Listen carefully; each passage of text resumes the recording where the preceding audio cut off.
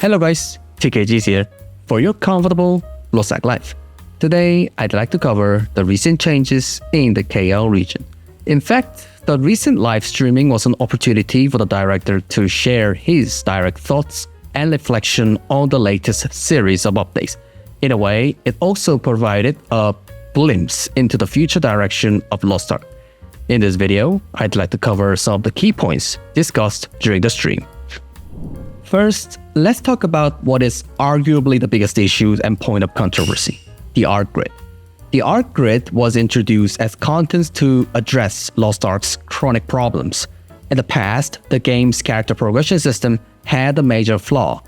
No matter if you were away for months or even years, there was hardly any difference when you returned. On top of that, there were recent cases where players were pressured with outrageously high prices early on, only for those prices to suddenly plummet as soon as everyone finally managed to get what they needed. Most LostArk contents could be completed too easily and quickly. So there was even a saying that the biggest progression factor was simply leaving the game and coming back later. The Ark Grid was introduced as a new farming system designed to offer ongoing motivation for players, aiming to break out of this cycle. LostArk's daily and weekly content has lagged behind other games in terms of providing players motivations. It didn't offer players any special bound farming rewards, and to be honest, the value of the rewards wasn't that high either.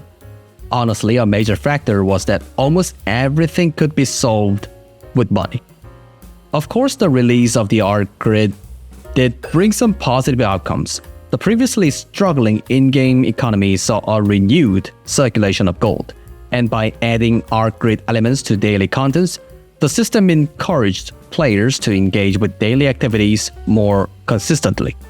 The problem, however, is that the negative aspect far outweigh the positive ones, which is why opinions are so divided.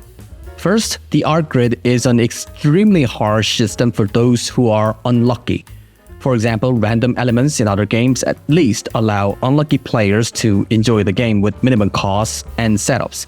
In other words, even the lowest level items, you can still participate in the game system. But LostArk's Ark Grid is the complete opposite. The worse your luck and the lower the level of your cores, the more money and time you need. So, the less lucky you are, the higher your costs and time investment become. Secondly, as mentioned earlier, one of the main reasons the Ark Grid is especially punishing for unlucky players is the balance issue. The balance is so off that some cores are essentially impossible to use, and the game has acknowledged this by making some questionable stat adjustments. To put it simply, while the Ark Grid may seem positive in the sense of promoting continuous farming and improving the LostArk economy, when you look at the details, it is actually riddled with flaws and lacks completeness to an extreme degree. Because of this, and as the director himself acknowledged during the recent stream, there are plans to adjust the luck factors. For example, higher level cores, at least relic level cores, will soon be obtainable more frequently and in a guaranteed way. Additionally, the cost for legendary and epic cores will each increase by 1 point and 2 points, respectively. However, there are no changes planned for the overall directions. In other words, there are no plans to ease the system in the short term. Of course, the director also personally addressed the issues of balance. In reality, there wasn't much substance to his comments. Instead, it was more like an apology for the incompetence they themselves created. He repeatedly apologized for the unbalanced state of the game's balance. Currently, LostArk balance issues are quite severe. For example, in the recent speedrun event, the artist class didn't even appear on the clear records. Because of this, it's expected that there will be ongoing patches and updates to fix the broken balance between characters and classes. Realistically, these updates will likely continue for several months at least. No one really knows why it always ends up like this. Anyway, since the director has stated that they will keep updating and patching the classes to address balance, it is likely that it will take a considerable amount of time before things stabilize. For example, just looking at the Ark Grid, even if you only consider all the cores as a set, there are 168 types. Honestly, it's hard to imagine when they will be able to address and adjust all of these.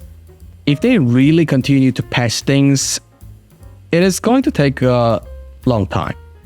Furthermore, it will also take a significant amount of time to resolve the gaps and imbalance between the neglected classes and the support classes mentioned earlier.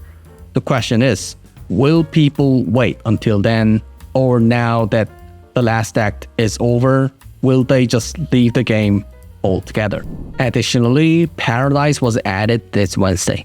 Since most global players have already experienced this content, I will quickly introduce how it's being released differently in Korea.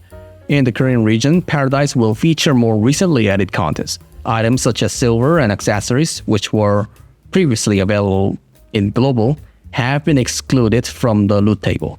Instead, more character-bound items will be provided. For example, you will find karma tickets and random or selectable Ark Grid gem boxes, reflecting the newer addition to the contents lineup. Also, unlike the global versions, the Cube in Korea now has a triple reward system, allowing you to earn 3 times the reward from Cube. However, this triple reward does not apply to the special stage, namely the lucky one. A new collectible called Illusion Stone will also be added. This collectible will be presented in a more mysterious way, and the rewards will include the stronghold decorations, cars, gems, and more. Furthermore, one of the Korea's biggest holiday, Chuseok, is coming soon. For Chuseok, there will be new stronghold themes, events, hot times, and various holiday-themed activity released to match the festive season. To be honest, I think this stream was just average, nothing special either way. Most of the communication basically boiled down to we apologize our incompetence and we will do better in the future. To put it simply, the main message was, sorry, please wait for us. In fact, the community is concerned about balance are, to some extent, problems the game created for itself. Recently, people have been questioning whether the developers actually play the game they are making. The balance issues, which have existed even before the Ark Grid, have only been amplified by the addition of the new content. Honestly, trying to perfectly balance everything in the Ark Grid might be beyond the game's capabilities.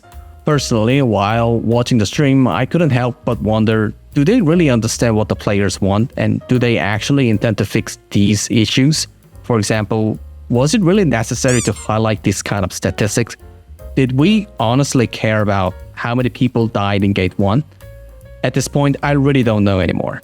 Lately, they keep apologizing for their shortcomings and expressing their resolve to improve going forward, which is nice to hear, but it is always disappointing that these statements rarely translate into concrete actions, data, or statistics. Overall, I felt let down and disappointed, but at the same time, I sincerely hope things get better. That's it for this video. Thanks for watching, everyone. And always, thanks for your big support. Hope this video was still a help for your LostArk journey. And of course, if you like my videos, hit the sub for more upcoming infos. I'll come back with more useful infos in the next video.